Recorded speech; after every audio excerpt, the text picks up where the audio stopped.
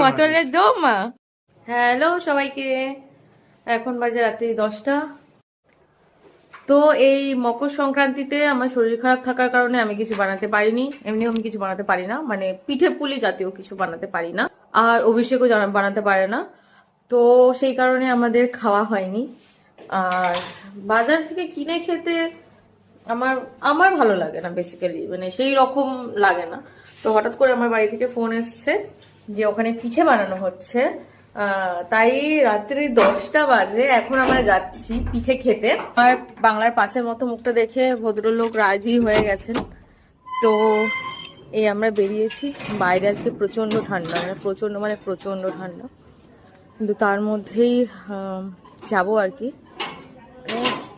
পিঠে খাওয়ার যে লোভ, এটা সামলানো সবার ইয়ের মধ্যে নেই, হাতে নেই।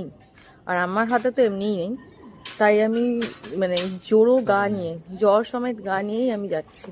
চলো, কি কি পিঠে বানানো হয়েছে এক্স্যাক্টলি আমার জানা নেই, দুধ পুলি হয়েছে শুনলাম, বাদ বাকি ওখানে গিয়ে দেখাচ্ছি কি কি পিঠে বানানো হয়েছে। এই এখন আমরা যাচ্ছি।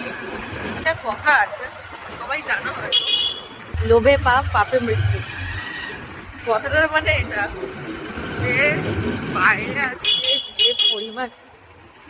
যে পরিমাণে ঠান্ডা পড়েছে, কারো বাড়িতে গেছিল, তারপর কদিন থেকে তখন দৌড়ে বাড়ি যাবো, নাহলে বিনা কারণে এরকম পিঠে খাবার লোক সামলাতে না পেরে কেউ আজকে বাড়ির বাইরে বেরোবে। বিশেষ করে আমার মতো লোক খুব কমই আছে। ওই পিঠের লালসায় আমি যে চলেছি, যেতে যেতে আমি জমে যেতে পারি, জমে বড়কে পরিবার করতে পারি, আমার কোল্ড অ্যাটাক হতে পারে। ভগবান পিঠে খাওয়ার দোষ গুণ মাফ করে আমার আত্মার শান্তি কামনা করি, যদি আমি পিঠে খেয়ে বেঁচে ফিরতে পারি। তো রাস্তায় একদমই লোক নেই, কয়েকটা গাড়ি চলছে, সবাই তাও বাড়ির পথে যাচ্ছে, আর আমরা যাচ্ছি খেতে।